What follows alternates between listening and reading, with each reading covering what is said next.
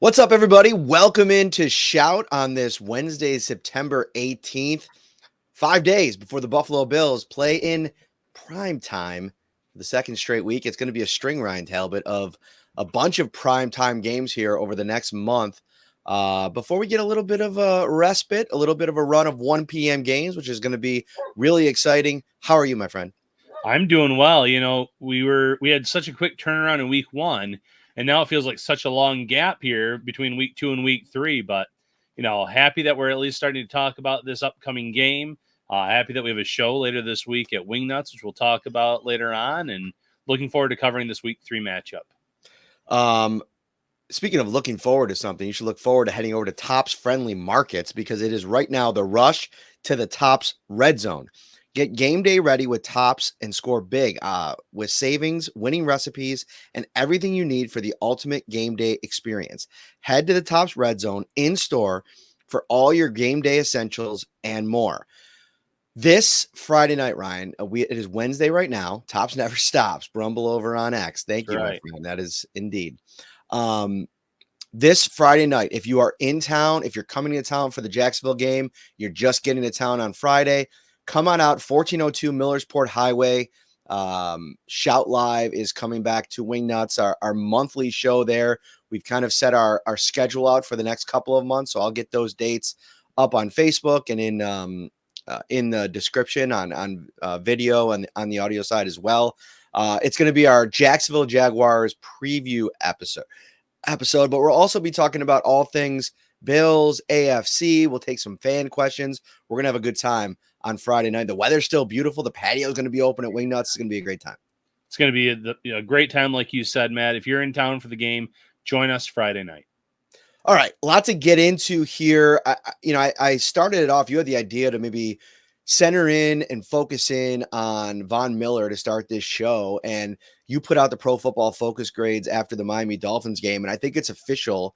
After 2 games, Von Miller looks like he is the Von Miller of old, and for me, it's like what I was hoping, best case scenario for. And if you remember, when we were talking about projecting Von Miller's season, I thought 10 plus sacks was feasible. Like I thought that we could see that version of the player in 2024. Was it like the prevailing thought on a 34-year-old guy coming off of that second big injury? Probably not. But I think we saw enough in the summer for Bills fans to get a little bit excited about what he brings. And he's looked back, and I'll let you talk about that in a second. But the biggest factor for me is what they were missing when Von Miller wasn't the Von Miller of old was that closer late in games, right? Like I think that he flashed against Arizona, a team that now looking in week 2, which was absolutely dominant. Marvin Harrison Jr. looking all the part of the number 4 overall pick in that game. Von Miller in that game making a play late, I thought was really big. And if he can now consistently be that guy you could count on in the fourth quarter, that is a huge bolster for this Bills defense, and he's looked the part. Yeah, it'll help this defense out significantly. And, before the season, I said I could see him getting around 8 sacks, but 2 weeks, 2 sacks, multiple pressures. He made life miserable for Austin Jackson last week in that Miami game. I think 4 pressures at the end of the day, multiple hits on the quarterbacks, obviously another sack, as I mentioned. He definitely looks like the confidence is back. And, last year, he came back. He said he was ready to go. Clearly wasn't. Still trying to work through things. But when we saw in the spring and throughout the summer, no brace on, we saw him just kind of playing the game, not overthinking, not worrying too much. And it goes to show you, especially for those older veterans, the turnaround time for these lower body injuries, it's going to take some significant time. So given that off year that he had, coming back the way that he has, this defensive line all of a sudden is a big strength when you consider, Greg Rousseau, 3 sacks in week 1, Von Miller, 2 sacks through 2 weeks. We saw Ed Oliver make some big plays in that second matchup. And, you're right. You look at how they shut down Arizona in the second half of that week 1 matchup. I think they had 80 total yards of offense in that third and fourth quarter. And you saw how the way Kyler Murray played against the Rams last week with his arm and making passes all over the field. That's a pretty nice win looking back on it. Beating a division rival who, national media experts picked to win the division by 21 points. That's impressive. So the Bills have exceeded expectations, and a lot of that has to do with the stout defensive line led by Von Miller. How much do you think Tua Tagovailoa's injury in that game maybe, I don't want to say spoiled, but like maybe quelled the performance that the Bills defense had against that offense beforehand? I mean, that dominated the headline so much. Like, I feel like if you have a game like that Friday morning, if Tua doesn't get hurt, the headlines across the league are the Bills. How legit is this Bills defense? Like, shutting down Tua, forcing 3 turnovers, making them, turn back the clock to rookie Tua. I mean, this is a defense now.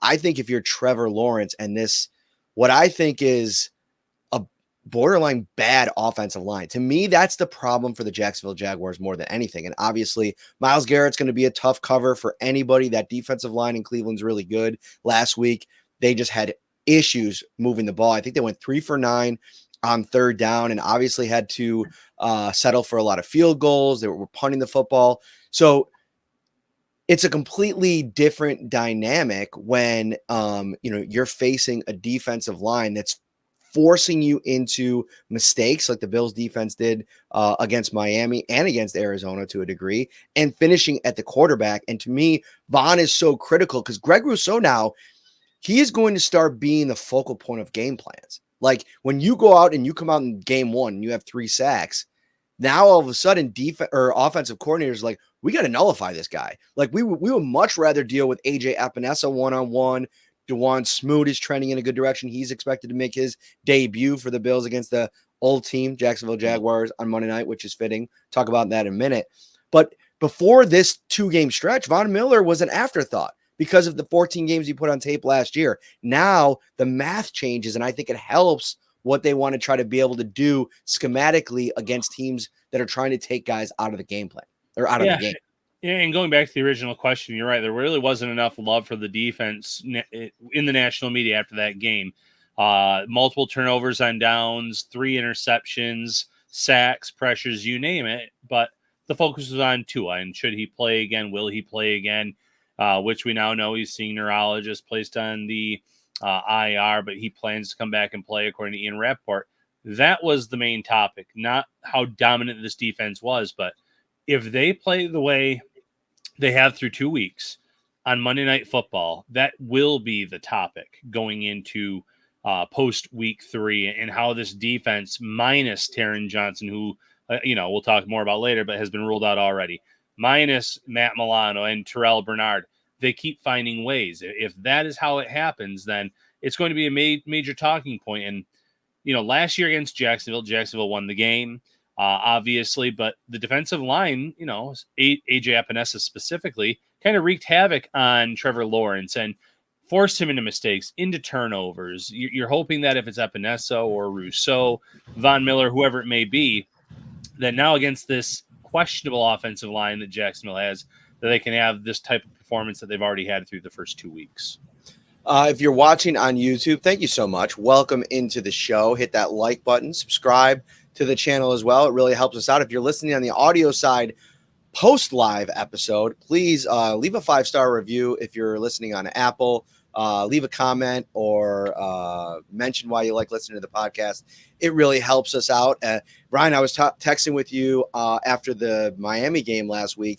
On the audio side of things, was our most listened to episode in the history of this podcast. And we're now in season 5. It feels, time flies, right? Talking to Tyler Bass today about his career. We'll get to that in a second and where things are at. And he's like, man, you look at your watch here. It's been 5 seasons. Time flies. But I want to say thank you, because that's really cool how much, people support the show, and we have such a loyal audience. It's really great. Yeah, crazy support from the Bills fans. We talked about it on the video side of it when we had over 3,500 people watching around 1 a.m. After a primetime game. So fans on the audio platforms, the 2 came out in big numbers. Can't thank you guys enough. Really appreciate all of the support you've given us over the years. All right, let's get to Mr. Tyler Bass. I caught up with him in the locker room today. I tried to catch up with him last week, but it's kind of fitting that what happened in the game last week happened. I mean, I'm writing when that field goal attempt went up, Ryan, and live, I didn't even realize how bad it was. And you go back and you watch the replay, and we had a bunch of people texting in the insider text line and asking, like, was that kick blocked? Because it was so bad that you kind of are wondering, like, what happened there. So I went back and found a clip on X. Shout out. I don't have the account on hand, but I sent it out to a couple insiders. And I watched it back, and it's clearly from that behind angle was not touched. It just completely shanked. And so I asked Tyler Bass to walk me through what happened there. And he said the field was a little torn up. That spot was torn up from all day with the kickoffs and people. I just had to move the spot a little bit, but maybe I sunk in a little bit when he kind of like braced to kick it.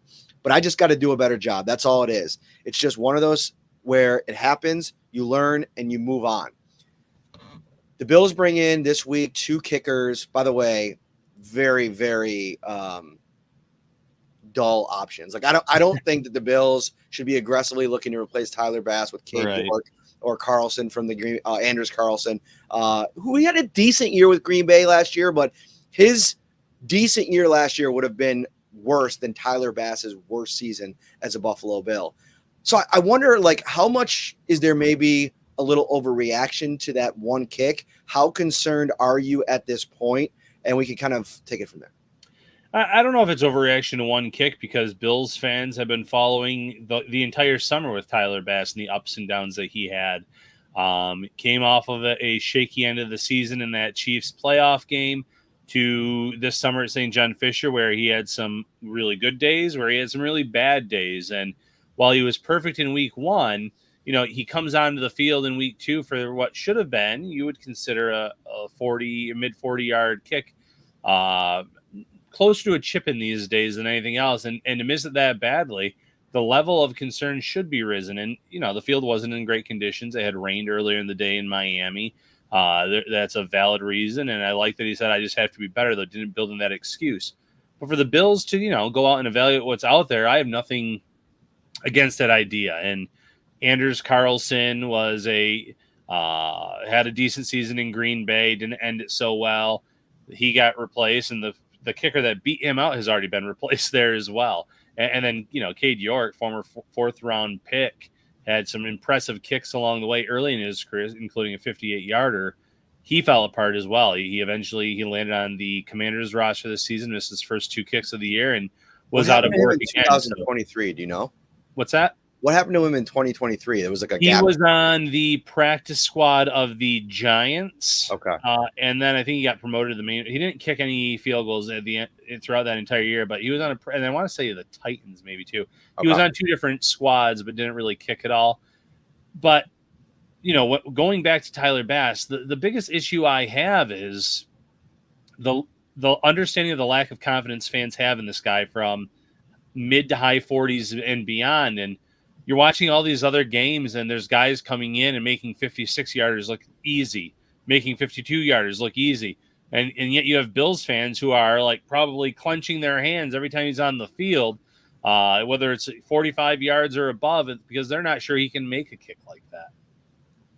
Right. And the thing is, the Bills are bringing in 2 kickers for a reason, right? Like, there's obviously concern in the building. Sean McDermott said today it's just about taking a look, quote unquote, something they do at multiple positions. So if a situation were to occur, maybe if the storyline continues to develop, they have the chance to have taken a look at these 2 guys, maybe potentially bring them in. I know the Giants worked out 4 kickers this week. Former Titans kicker Randy Bullock is out there. And honestly, of the 3, probably would be the best option. I don't know. I think it was 83% field goal percentage last season, 85% the year before that. But yeah, I think the confidence is something that you could say you're confident, but when you go out there and you have a string now, like Tyler Bass has had, I see a comment here going back to last season, the Eagles game, the big miss in the and I know that was a absolutely torrential downpour, but the other kicker made a big kick in that game. And, you know, you look at the Kansas City game, I fully expect the Chiefs to respond, even if Bass kicks that field goal, go down and score a touchdown or a field goal, whatever the case may be. But you still want your kicker to make those plays. So this is something that as we go along here, especially for a Bills team that has really shown an ability to run the ball early this season, has the potential against some really tough opponents over the next few weeks to play tight games, the last thing you want to be concerned about is a potential kicking issue or not trusting your kicker when you need them in late game situations or tight situations. Yeah, and if it's 4th and short and the Bills are on the right side of the field, I wouldn't be surprised if they were more aggressive going for it, just because of what they've seen out of Tyler Bass this season, including the summer. Those chip shots, though, he needs to make. The lower 40s, those should be easy kicks for a guy in the NFL in his, like you said, 5th season. It's all a matter of backing up the confidence that Brandon Beane and Sean McDermott have in him. And the more that he does that, the fewer of these shank kicks that he misses terribly, the better off he's going to be in terms of gaining back that confidence personally, and then also having the fan base gain confidence in him, their kicker, back again. If you're watching on YouTube, like I mentioned a little while ago, just joining us, maybe hit that like button, subscribe to the channel as well. Let's get into the defense at the second level here. Talk a little bit about Taron Johnson and Terrel Bernard, the timeline here. I know that's a question that kind of keeps popping up. Taron Johnson, I got a question on insiders from our buddy James Weiss, who's always sharing our show on Instagram. Shout out to James. You're the best. We appreciate you. Asking about the timeline for Taron Johnson and where, if he could return potentially for the Baltimore Ravens. Now, I think that the fact that the Bills haven't put him on injured reserve gives him a chance, right, Ryan? Like you never know how the next 2 weeks are going to progress. The fact that already, though, this week, McDermott's ruling out Taron Johnson and Terrel Bernard makes me think, for the Jacksonville game, makes me think, okay, he would have to get pretty ramped up over the next week, practice pretty considerably in that Ravens week on what will be a short week. I'm more looking at maybe the Houston Texans in week 5. I don't know if he'll be able to get back in time for that Ravens game. And I also think you're in a spot where you don't have to rush him back unless something goes horrifically wrong this week against Jacksonville. Cam Lewis been so good in that spot playing for Taron Johnson. Balin Spector comes in off of the bench. And I know he talks about preparing himself like he's going to be the starter, but the game starts.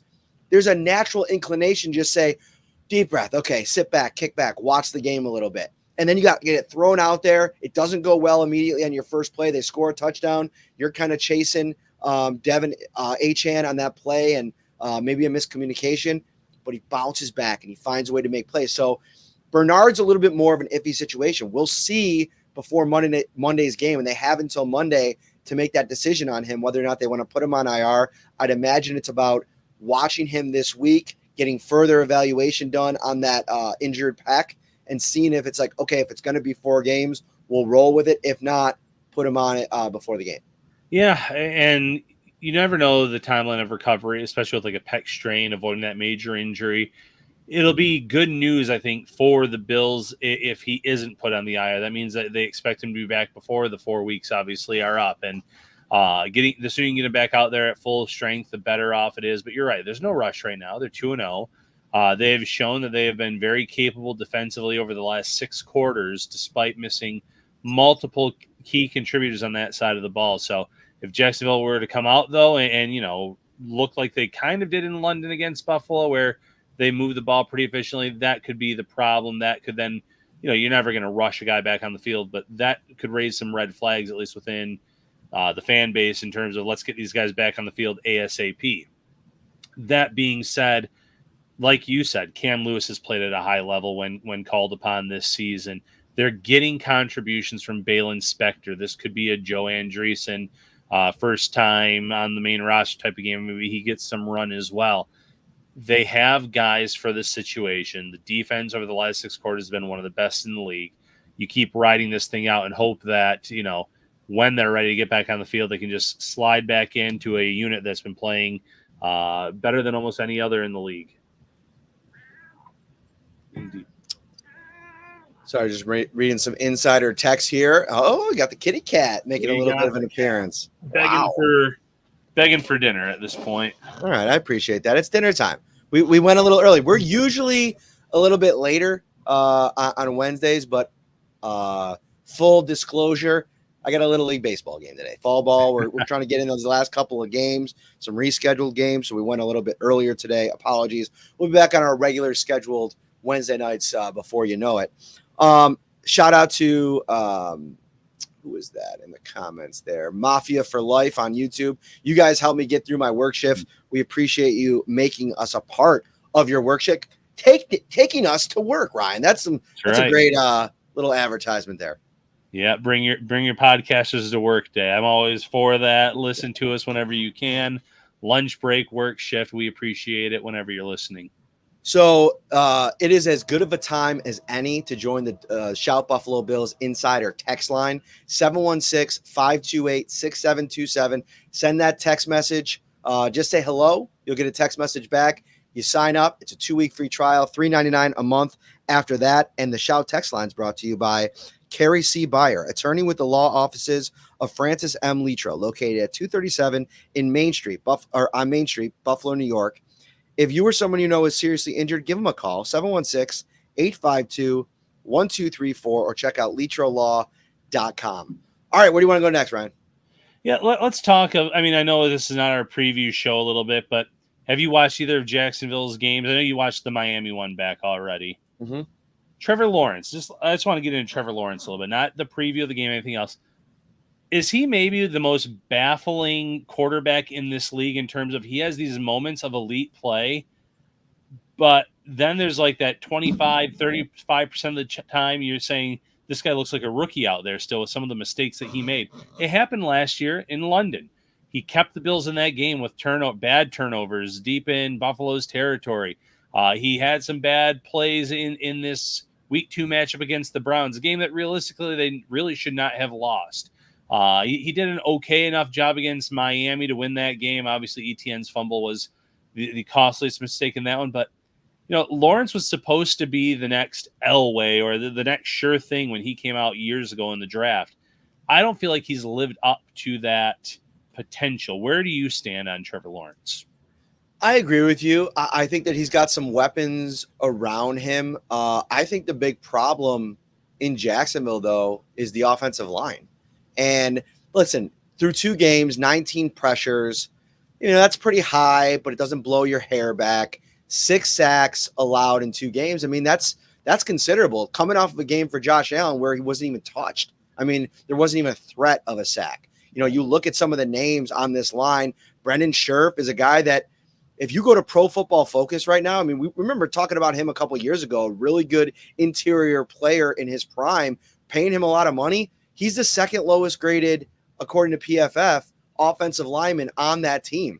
The only offensive lineman with a grade even approaching 70 is Mitch Morse, who comes over from Buffalo and is the only kind of suitable guy in front of Trevor Lawrence. And, if you're not getting contributions from, Ezra Cleveland, you have Brandon Scherf, Anton Harrison, there is a group of players there that just aren't getting the job done. And honestly, if you're Jacksonville, you've been lucky playing the Bills when you played them last couple of years. They were struggling for a couple seasons going down to Florida for whatever reason. That Urban Meyer game was weird. Then last year in London, the field, the travel, the week, the whole circumstance around that game was strange. Now the Bills host the Jags on 11 days rest, 11 days to have Sean McDermott prepare for Trevor Lawrence. I think he's in deep trouble against a healthy defensive line that's going to get an injection of energy. We haven't talked about him yet. DeJuan Smoot, who's been circling this game on his calendar. Yeah, Sean McDermott, Bobby Babish, they're going to put together a really good game plan, I would anticipate, and Smoot will have this one circled, as you mentioned, former team, wanting to show that he still has something left in the tank. Last year he was pretty ineffective, but he was coming off of a serious injury. Very similar to kind of, the Von Miller take. Now that he's going to be back on the field, is he going to look like the Dwayne Smoot of old, a guy that you could count on for a handful of sacks or more over the course of the year, play good run defense? It's going to be a fun matchup because I'm sure the Bills are going to have some wrinkles defensively up their sleeve to try to confuse Lawrence. They might be very lucky in terms of not having to worry about seeing Evan Ingram. I know the Bills kept Ingram in check in that last year in that London game, but he is one of the premier tight ends in this league. hurts his hamstring pregame last week before the Cleveland matchup. Hard injury to come back from, so they might dodge, one less weapon there. It'll be interesting to see also how they match up with Gabe Davis, trying to make sure that he doesn't turn into big play Gabe back at his old home at Highmark Stadium. Oh, yeah. It's a really interesting game to kind of try to figure out. I think, you look at a guy like Brian Thomas Jr., who's had a nice first 2 games. I think among rookie wide receivers, you take out that Marvin Harrison performance last week, and you can make an argument that Thomas Jr. has been the best of the bunch. Yeah. But obviously Marvin Harrison Jr. changed the narrative real quick. And I actually liked his press conference when he talked about going back and watching the Bills game and watching 4 of his incompletions, Murray's being attempts to Marvin. So I like the attitude. I like the swagger about it. But Brian Thomas Jr. is going to be facing what I have been banging the table about all offseason. One of the best, most unheralded cornerback duos in the league, and all Rasul Douglas and Christian Benford have done is step up to the plate and deliver on the preseason and in summer offseason expectations. I think the safety play has been better than people feared it would be. I still don't think it's like elite level or even approaching that, but I think you can get by on these guys kind of getting comfortable in their roles, the limitations that both of them have, the knocks on both of their games, and Damar Hamlin and Taylor Rapp, because guys like Jamarcus Ingram and Cam Lewis are playing at such a high level. It's helping the totality of that group in the back. I was talking quick to Dorian Williams today in the locker room, and I asked him, how much do things slow down for you in that game, which is a weird kind of thing to think about because you would almost think that it speeds up against the Miami Dolphins, but because of that offense, the speed. But watching him on the replay, you can tell there's the diagnosing, the reaction. He's looking more comfortable every single play. You're seeing the physicality because of how quickly he can kind of move out there. And he said, yeah, 100%, every single rep, everything, every single snap, and being out there with, I know Terrel Bernard's now out and he's got to adjust to Bale Inspector, but they played together a ton in the summer because they were both running on the second team with Milano and Bernard on the first team defense. And then in front of them, you're getting really high level of play out of Ed Oliver, Greg Rousseau, Von Miller, and Daquan Jones. Yeah, the safety play, like you said, not spectacular, but they're doing their job. They're in the right spots. They're not allowing for blown assignments, and that's the type of job that Sean McDermott will be more than happy with until he feels that Mike Edwards or Cole Bishop should assume one of the starting jobs and fill in there. And, that's been encouraging. But going back to the cornerback play, you see Marvin Harrison Jr. go off, I think it was 4 catches, 130 yards, 2 touchdowns. Being held to 1 catch in that matchup against Buffalo, just, it's mind-blowing after seeing the way he looked against the Rams. Seeing Tyreek Hill get limited to 3 catches for 24 yards, Waddle be held in check, and the way that, Rasul Douglas and Christian Benford play this game, you feel good about the matchup against some quality receivers that they have in Jacksonville. This is something that kind of popped up. It might have been an insider chat, or maybe I saw it on social media somewhere. What's the timeline on Cole Bishop now? Because you see the exciting play when he gets in for 6 snaps. He has the pass breakup. You see now with Skylar Thompson, put that into perspective, but at the same time, you see the reaction ability. And I think in that role, playing that deep safety position that Damar Hamlin's currently playing, I think that gets you excited. The potential with the reaction, the speed, the quickness, the burst.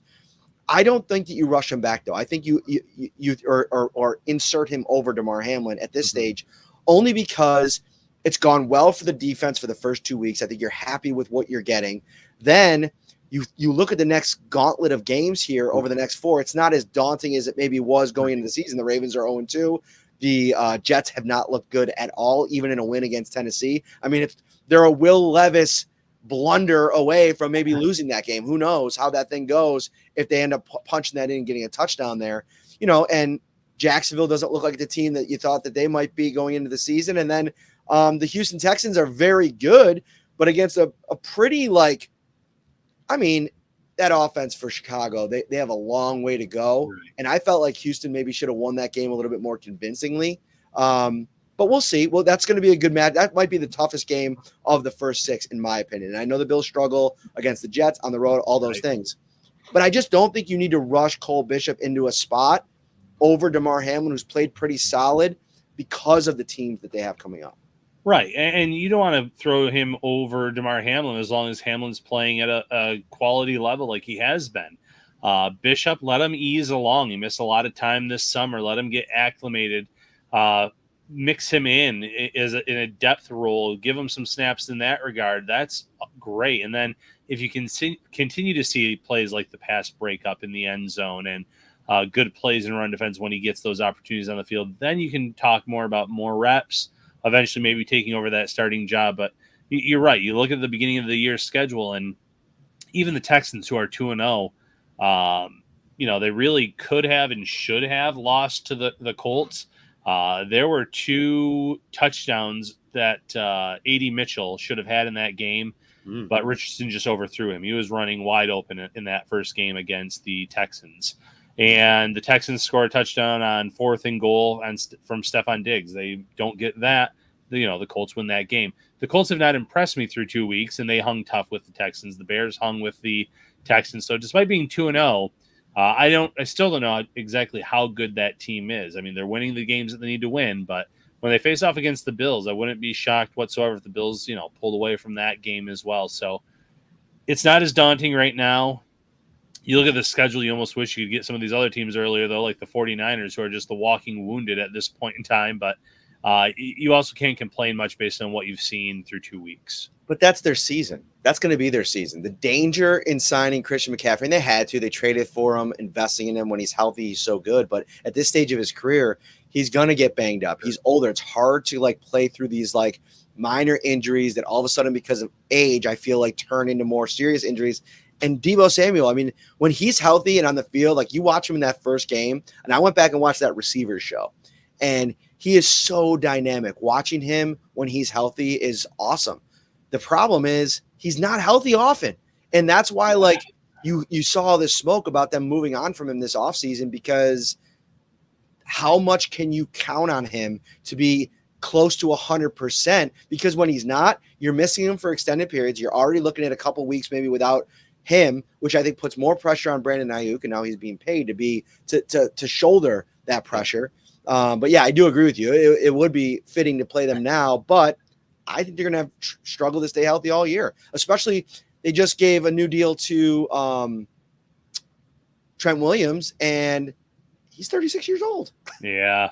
You get in that spot where you're trying to win a Super Bowl, and you try to pay everyone, and it does get tough. And to their credit, they did try to move on from Deebo Samuel this offseason. They couldn't get the right deal. Good teams know when to part ways with players, and sometimes they still get stuck in that, rock in a hard place because of a Super Bowl window. You want to re-sign Trent Williams. You want to shore up that offensive line, help Brock Purdy, help Christian McCaffrey on the ground. But you're right, with the age, with some of these injuries that they've already seen, some of the injuries we're seeing all over the league. Some teams, their seasons could be over sooner rather than later. You look at Miami with Skylar Thompson and Snoop Huntley now probably playing quarterback for an extended time. You look at the Rams and how many injuries they've had. It's crazy that we're just 2 weeks in, and some teams are already. I'm not saying they're throwing in the waving the white flag or throwing in the towel yet, but they face some pretty uphill battles to remain competitive this year. Thank you for watching Shout on this Wednesday afternoon. We're going to be live from Wingnuts this Friday night. We'll get there around 6 p.m. set up. We'll usually go off around 7. We'll preview the Bills versus Jags game for Monday Night Football. We'll have if you want to come out, if you want to be on the show, we love to get fans on the show and involve you in different ways. And then we're usually hanging out for an hour or two afterwards, having some beer, eating delicious wings, and having a great time. And it is a big weekend, Ryan, because not only can you come out and hang on Friday, for me, I know you won't be there. You got some business to take care of, busy weekend. Happy birthday to Ellie. I know that it's a big birthday weekend coming up. It's this weekend, right? So it's actually the following weekend, but with her friends, that was the weekend that they were all available to come on. Well, it's still a celebration, so let's embrace the celebration this weekend. But on Sunday, Buffalo Kickoff Live is at the New York Beer Project in Orchard Park, 11 to noon. And I think we'll be hanging out there before and after the show a little bit. So come on out, Orchard Park. If you live in Orchard Park, come on, hang out with myself, Sal Capaccio, Josh Reed, Thad Brown, and Scott Swenson, the man behind the camera. He's probably the most fun of all of us. So come on out. It's going to be a great time. Before we go, Ryan, I want to talk a little bit more about Christian Benford because we kind of glossed over it on the post-game episode the other day. But you've seen some of these graphs that have come out over the last couple of days where, the analytics stuff where it comes, EPA per play, passer rating allowed, separation yards allowed to receivers. And you go up to the top right where you're talking about the highest on this grid and the highest on that grid. And amongst the elite of the elite group, there's Christian Benford's name. Are we seeing a transcendent rise to superstardom for 47? And what does this mean for this season? And how long do you wait if you're the Bills to potentially extend him? Because this is year 3, right? You could probably wait till the offseason, but if he has an all-pro caliber year, that's going to change the math. What's your take on this, and how soon would you want the Bills to get aggressive here if you think they should? Yeah, I don't feel like the Bills do a lot of in-season negotiations. I know there's been a few instances, but that would be what I would be trying to do with Christian Benford. I think he's shown enough in his time in Buffalo that he is a high-end cornerback in this league, and some of that has to do with Sean McDermott and this coaching staff. They seem to be, cornerback and safety whisperers in a way. It feels like whoever they kind of plug in and play very well. But in the case of Christian Benford, he's playing at an elite level, so he deserves some of that credit as well. It's not just we can make anyone into a good player. So a lot of those guys in the past have had a ceiling where Christian Benford, I don't think we've seen anything close to his ceiling as of now, because he's that good of a player, that solid on the field, really good tackler, good in run defense, excellent in coverage. So if I were the Bills, I think in season would be the way that I would go, because you're right. The price only goes up if he continues his ascension this year and finishes the season as a Pro Bowl or all pro caliber cornerback. Nikki G with some interesting stuff here. You know what? I was thinking we really like Rasul, and everyone's always talking about Elam. But what if Jamarcus Ingram is the Douglas replacement we aren't talking about? And I'd push back a little bit and say, I do think we've been talking about Jamarcus Ingram. I think the summer that he had, the offseason that he had, for them to not go out and look to add another cornerback, who knows? Like, we could have been in a spot, if this Taron Johnson injury doesn't happen, that if Douglas or Benford get hurt, Ingram was the first one off the bench. I mean, that would have blown a lot of people away that are, still holding out hope for Kaiir Elam, but that wouldn't have blown me away. And for them to have the confidence in him to put him into that dime role, okay, now you're going to kind of potentially do some more different kinds of things with him. He played a little slot in the summertime, so it's something that he can do as well. But I think they're really high on Ingram. And you want to talk about the group, measuring who works the hardest, it's impossible from the outside looking in. But I will tell you, every single day that I'm at practice, we're in the media, we're in the building, we're doing podium, we're walking in the locker room to do interviews, and consistently the last group off the field are those 4 cornerbacks, working, talking, doing the different thing. They came in off the field today, did some media. Kaiir Elam comes in. He walks over to the jugs machine after staying out probably another 30 minutes on the field, just going over different things out there. It's their attention to detail is impressive. And I think we're very much considering Ingram as a big part of their future plan wherever they end up putting him. And I think he can play multiple spots. Yeah, 100% can play multiple spots in this defense, but he had an unbelievable summer. The last time we were at 2-9's Golf Dome, I listed the cornerback depth is one of my biggest concerns. And, we go to the training camp and Kaiir Elam answers a lot of questions. Jamarcus Ingram answers those questions. The Bills don't really entertain the thought of bringing anyone else in this summer. And now in these live game actions, he has 2 interceptions last week in that matchup against Miami. You see the development and the growth in his play. And, he deserves a lot of the credit for that, because coming out of a program like UB. Obviously that helped him land in Buffalo, but sticking around in the league as long as he has, whether it's just been practice squad before this and then a few elevations, it's a testament to his work ethic, how he practices, and what these coaches have seen out of him in his career in terms of, he just keeps growing as a player. There hasn't been that wall of, okay, he's a suitable, end of the roster cornerback. He's already come up, as you said, as being that potentially the top guy off the bench. So he could end up being that replacement for Douglas next year or down the road. Full slate this weekend leading into Monday night. Friday night, we will be at Wingnuts, 1402 Millersport Highway. Shout Live, the preview episode. Then on Sunday, come out and hang with me at New York Beer Project in Orchard Park. I'll be there with the Buffalo Kickoff Live crew at 11 a.m. You can watch the live episode, have some food and drinks. It's going to be a great time. I'll be hanging out a bit after that as well. And then Monday night, Ryan, Bills versus Jacksonville will be live after the game. We'll have you covered.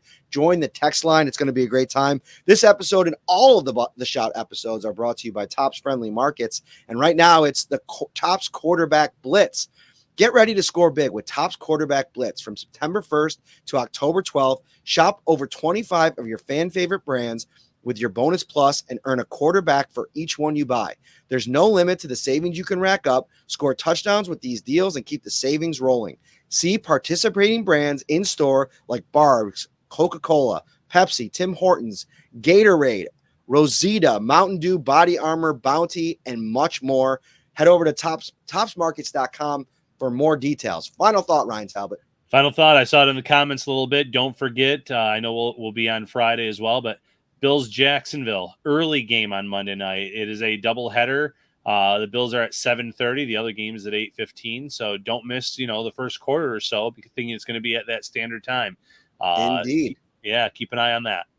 All right. For Ryan Talbot, I'm Matt Parrino. We will see you on Friday. Come hanging with us at Wingnuts. Take care.